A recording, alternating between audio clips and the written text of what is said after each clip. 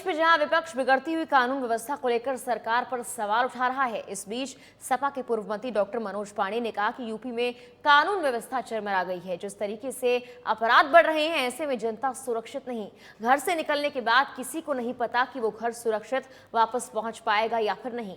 कानून व्यवस्था पर उनका और क्या कुछ कहना है, देखिए हमारे संवाददाता मिथिलेश कुमार की ये खास बातचीत।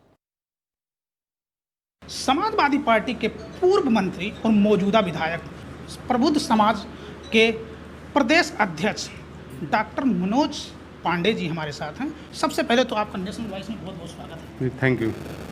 उत्तर प्रदेश में क्राइम का जो ग्राफ है इतना बढ़ा हुआ है और उसके बाद सरकार की जो आंकड़ा आता है उसमें कम दिखाई दे रहा है, इस पे क्या कहेंगे आप?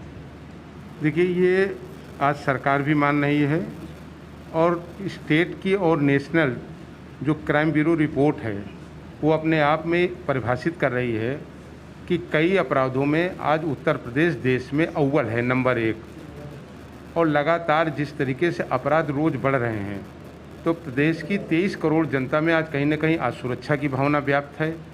और ये व्यक्ति को आज अपने मन में ये विश्वास नहीं हो पा रहा है कि वो घर से निकल रहा है और उस सुरक्षित घर से वापस आएगा। आज आप आज की घटना देख लीजिए कि एक आज बलिया में एक पत्रकार की हत्या हो गई। सहारा पेपर के थे वो, सहारा के। आज ही की घटना है, एक संभल में हत्या हो गई।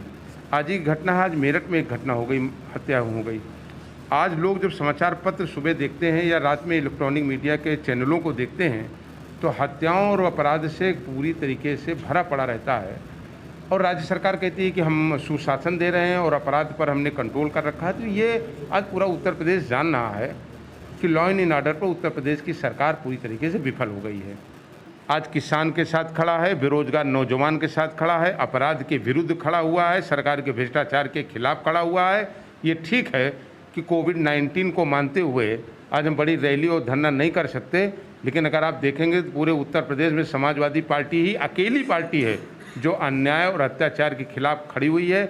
हमारे सैकड़ों कार्यकर्ताओं के ऊपर मुकदमे लिखे गए, महामारी एक्ट के लिखे गए, गैंगस्टर एक्ट जैसी जघन्य मुकदमे लिखे जा रहे हैं और तमाम हमारे नेताओं के ऊपर दबाव परेशान किए जाने की कार्रवाई चल रही है।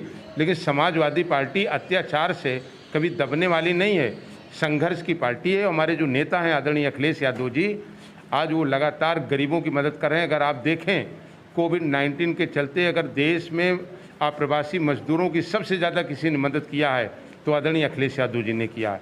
और आपके ही चैनलों के माध्यम से ये दिखाया गया कि कहीं कोविड-19 के भर्ती पेशेंट जहाँ L1 L2 बनाया गया तो वहाँ सांप निकल आए, कहीं दिखाया गया कि वहाँ घुटने के ऊपर पानी भर गया, वहीं दिखाया गया डॉक्टरों की बाइट ली गई और डॉक्टरों ने बताया कि 3 दिन पहले की बनी हुई पूड़ी हमें दी गई। और अब तो आदमी ये मरीज जो है परेशान है जानकर कि अगर कोविड-19 हो गया तो ठीक हो जाएंगे, लेकिन अगर कोविड-19 के नाम पर हॉस्पिटल में एडमिट होना पड़ा तो शायद हम ना बचें। तो ये स्थिति आज पूरा देश देख रहा है।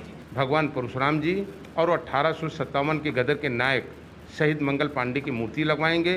गांव में जो गरीब ब्राह्मण कन्याएं हैं उनके अगर आर्थिक मदद की जरूरत होगी विवाह में तो वो करने का काम करेंगे और वो प्रभु सभा करेगी।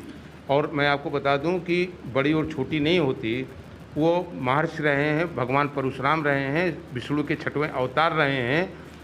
तो शंकर की बटिया छोटी या बड़ी या टेढ़ी या मेढ़ी, उसकी साइज से उसकी महत्ता को कभी नहीं आंका जाता।